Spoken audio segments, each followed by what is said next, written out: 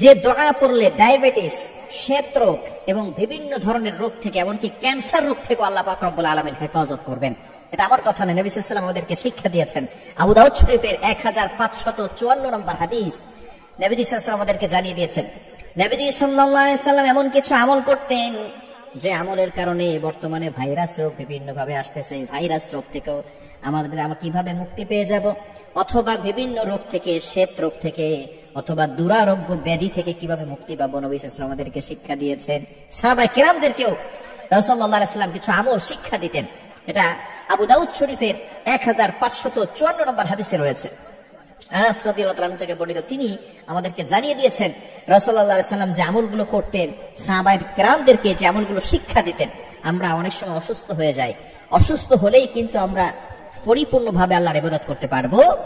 দুনিয়ার ভিতরে সবচেয়ে বড় নেয়ামতের নাম হচ্ছে সুস্থতা। আপনি সুস্থ থাকলেই নামাজ পড়তে পারবেন সুন্দর করে, আপনি সুস্থ থাকলেই পরিপূর্ণভাবে আপনার আল্লাহর ইবাদত করতে পারবেন, সুস্থ থাকলেই আপনি পরিপূর্ণভাবে মানব কল্যাণের কাজ করতে পারবেন। অসুস্থ হয়ে যদি আপনি ঘরে পড়ে যান, তাহলে কিন্তু সঠিকভাবে পরিপূর্ণভাবে আল্লাহর ইবাদত করা যায় না, ঠিক কি না? এজন্য অবশ্যই সুস্থ থাকার জন্য আল্লাহর কাছে বেশি বেশি দোয়া করা।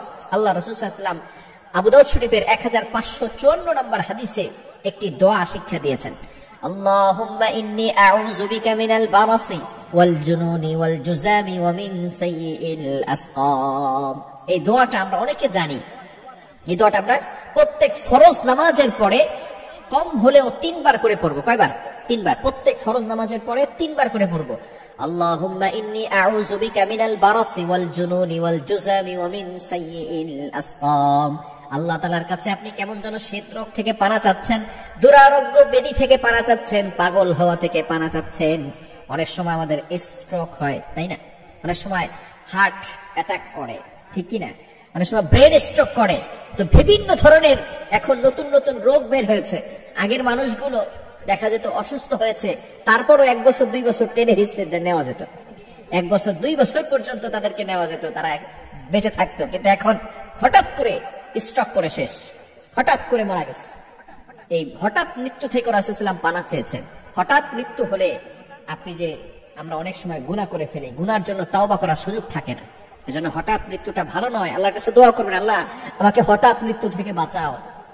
কারণ আপনি অসুস্থ হলে অথবা একটু সুযোগ পেলে আপনি আল্লাহর কাছে তাওবা করতে পারবেন যে আল্লাহ আমি জীবনে কত গুনাহের কাজ করেছি, আল্লাহ তুমি আমার এই গুনাহ খাতাগুলো ক্ষমা করে দাও। কিন্তু হঠাৎ মৃত্যু হলে আপনি বুঝতেও পারবেন না কখন আপনার মৃত্যু হয়ে গেছে, আপনি তাওবা করার কোনো সুযোগ পাবেন না। এজন্য হঠাৎ মৃত্যু থেকে পানা চাইতে হবে এবং বেশি বেশি করে এই দোয়াটা পড়তে হবে। যাদের ডায়াবেটিস আছে এবং ব্রেন স্ট্রোকের এবং স্ট্রোক হওয়ার সমস্ত ধরনের রোগ থেকে আল্লাহ পাক রব্বুল আলামিন হেফাজত করবেন। প্রত্যেক ফরজ নামাজের পরে 3 বার করে পড়বেন, আল্লাহুম্মা ইন্নী আউযু বিকা মিনাল বারাসি ওয়াল জুনুনি ওয়াল জুযামি ওয়া মিন সাইয়্যিল আসকাম। আল্লাহ পাক রব্বুল আলামিন আমাদের সকলকে এই দোয়াটি পড়ে সুস্থতার নেয়ামত দান করেন। সকলে বলেন আমিন। এই কাজে কখনো দেরি করবেন না। নবীজি সাল্লাল্লাহু আলাইহি ওয়াসাল্লাম এটা নিষেধ করে দিয়েছেন। যত দ্রুত সম্ভব এই কাজগুলো করার চেষ্টা করবেন।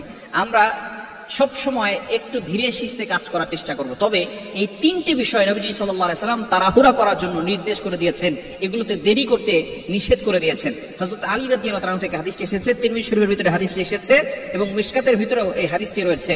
হযরত আলী রাদিয়াল্লাহু তাআলা জানিয়ে দিয়েছেন, নবীজি সাল্লাল্লাহু আলাইহি ওয়াসাল্লাম বলে দিয়েছেন 3টি কাজে দেরি করা যাবে না। নাম্বার 1, 1 নাম্বার হচ্ছে জানাজার নামাজ, এটাকে দেরি করা যাবে না। জানাজার নামাজ অর্থাৎ যদি কেউ দুনিয়া থেকে বিদায় নেয়, আমরা অনেক সময় জানাজার জন্য অনেক সময় ধরে ওয়েট করে থাকি, অনেক সময় ধরে অপেক্ষা করে থাকি এবং যত দ্রুত সম্ভব এই জানাজার নামাজ আদায় করে তাকে দ্রুত দাফন করে দেওয়া, এটাই হচ্ছে নবীজি সাল্লাল্লাহু আলাইহি ওয়াসাল্লামের আদর্শ, নবী সাল্লাল্লাহু আলাইহি ওয়াসাল্লামের সুন্নাহ। কেননা সে যদি জান্নাতি হয় তাহলে আপনি জান্নাত থেকে, জান্নাতের নিয়ামত থেকে তাকে আপনি একটু দেরি করাচ্ছেন, আর যদি সে জাহান্নামী হয় তাহলে জাহান্নামের আযাব থেকে আপনি তাকে দেরি করাচ্ছেন। এজন্য অবশ্যই এই বিষয়গুলো খেয়াল রাখতে হবে। জানাজার নামাজে দেরি করা যাবে না, যত দ্রুত সম্ভব এটাকে জানাজা দাফন করে দিতে হবে।